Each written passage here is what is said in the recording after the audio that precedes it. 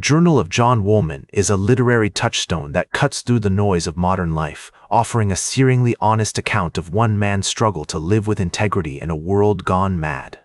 This 18th-century Quaker's diary is worth talking about because it strips away the pretenses of faith and morality, laying bare the raw, often painful process of seeking truth. Today, we're going to dive into the unflinching simplicity of Woolman's prose and see what it can teach us about living with courage and conviction. This diary, written by a humble Quaker tradesman, is remarkable for its unadorned prose and unwavering commitment to truth. It's like a well-worn leather journal, its pages dog-eared from countless nights spent poring over the complexities of the human condition. Woolman's writing is akin to a river stone, worn smooth by the constant flow of his thoughts, yet retaining the essence of his struggles. The historical context in which this work emerged is crucial. The 18th-century America was a time of great upheaval, with the seeds of revolution being sown and the institution of slavery still deeply entrenched. It's against this backdrop that Woolman's journal takes on added significance, offering a unique perspective on the moral and spiritual crises of his era. His critiques of slavery, in particular, are noteworthy for their unflinching candor, demonstrating a courage that is all too rare in literary works of the time. One of the key themes that defines Journal of John Woolman is its exploration of the inner life.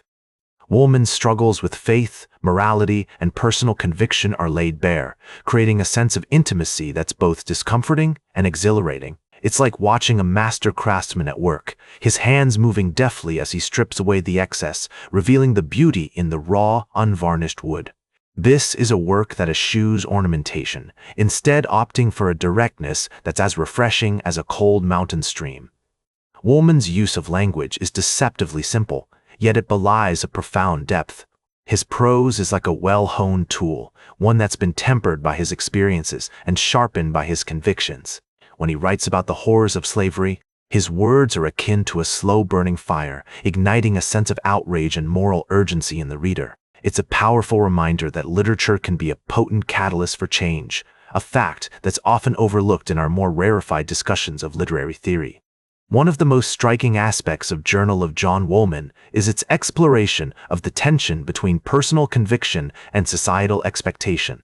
Woolman's struggles with the Quaker community's stance on slavery, for instance, are a powerful example of this tension. He writes about the discomfort of attending meetings where slave owners are present, his words conveying a sense of moral unease that's both deeply personal and universally relatable. It's worth noting that Woolman's critiques of slavery were well ahead of their time, and his writing on the subject is characterized by a directness and clarity that's rare in 18th-century literature. When he writes about the horrors of slavery, his prose is akin to a cold wind on a winter's night. It cuts through the noise, leaving no room for sentimentality or evasion. This is a writer who understands the power of simplicity, who knows that sometimes the most effective way to convey a message is to strip away the ornamentation and speak directly to the heart. Woolman's use of imagery is also noteworthy, particularly in his descriptions of nature. He often uses natural landscapes as a backdrop for his spiritual struggles, and his writing about the American wilderness is infused with a sense of awe and wonder.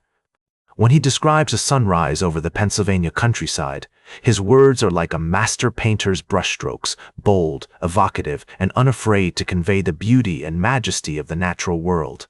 The influence of Journal of John Woolman can be seen in the work of later writers, particularly those who tackled themes of social justice and personal morality. Writers like Henry David Thoreau and Walt Whitman, for example, owe a debt to Woolman's unflinching honesty and commitment to simplicity. And yet, despite its influence, Journal of John Woolman remains a singular work, one that continues to challenge readers with its unvarnished portrayal of the human condition. One of the most fascinating aspects of Woolman's writing is his use of silence. He often leaves gaps in his narrative, allowing the reader to fill in the spaces with their own thoughts and reflections. This is a writer who understands the power of restraint, who knows that sometimes the most effective way to convey a message is to say nothing at all. When he writes about his struggles with faith, for instance, he often resorts to silence, leaving the reader to ponder the depths of his emotion. It's a courageous move, one that requires a deep trust in the reader and a willingness to confront the unknown. The manner in which Woolman grapples with the complexities of his faith is a testament to the enduring power of Journal of John Woolman. His writing often betrays a sense of introspective anguish, as if he is struggling to reconcile his own moral convictions with the societal norms that surround him. This tension is perhaps most evident in his writings on slavery, where he must confront the harsh realities of an institution that is deeply ingrained in the very fabric of American society. One notable example of this can be seen in his account of a visit to a slaveholding plantation in the South. Woolman's description of the brutal treatment meted out to the enslaved individuals is stark and unflinching, yet it is tempered by a deep sense of sorrow and compassion. His words are like a gentle breeze on a summer's day. They bring a sense of calm, but also a profound awareness of the injustices that lie at the heart of human society. The influence of Quaker thought on Woolman's writing is also worthy of note. The Quakers' emphasis on the inner light, the spark of divine wisdom that resides within each individual, is a recurring theme throughout Journal of John Woolman. Woolman's own spiritual struggles are often framed in terms of his attempts to listen to this inner voice, to discern the will of God amidst the tumult and chaos of the world. In this sense, Journal of John Woolman can be seen as a deeply personal and introspective work, one that explores the complexities of the human condition with unflinching honesty. And yet, it is also a work that is deeply rooted in the cultural and historical context of its time.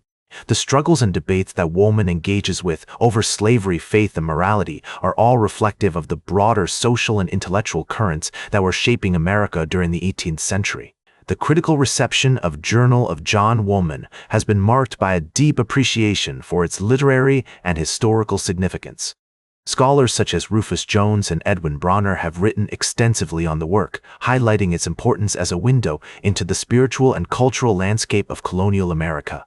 More recently, critics such as David LitWErnest and Philip Gould have explored the ways in which Journal of John Woolman reflects and challenges the dominant ideologies of its time, including racism, patriarchy, and imperialism. As we delve deeper into Journal of John Woolman, it's essential to examine the ways in which Woolman's spiritual struggles intersect with his critiques of societal norms. One notable example can be found in his writings on the treatment of Native Americans, where he expresses a deep sense of unease and moral outrage at the injustices perpetrated against indigenous peoples.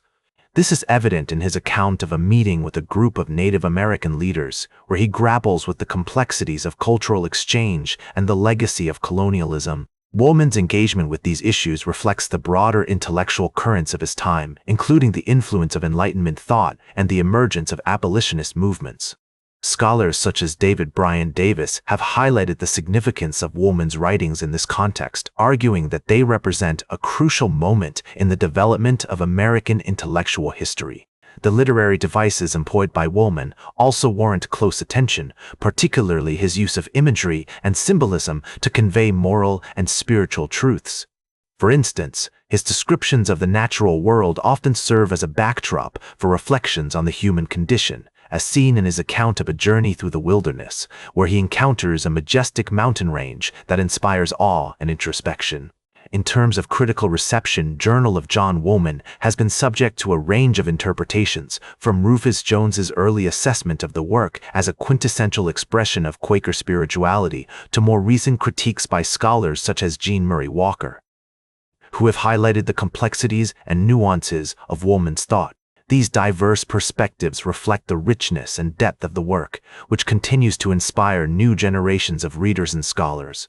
The influence of Journal of John Woolman can also be seen in the work of later writers, such as William Lloyd Garrison, who drew on Woolman's abolitionist legacy in his own crusade against slavery. Similarly, the Transcendentalists, including Ralph Waldo Emerson and Henry David Thoreau, were deeply influenced by Woolman's emphasis on individual conscience and moral responsibility.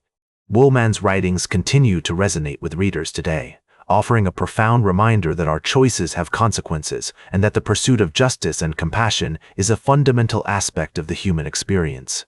In his own words, Woolman's journey is one of being led into a deep exercise of mind, an exercise that invites us to reflect on our own values, our own complicity in systems of oppression, and our own capacity for growth and transformation. Like this episode, if it hit true, share it if you respect honest talk about books. Subscribe, because we'll do this again. This is Ernest, signing off.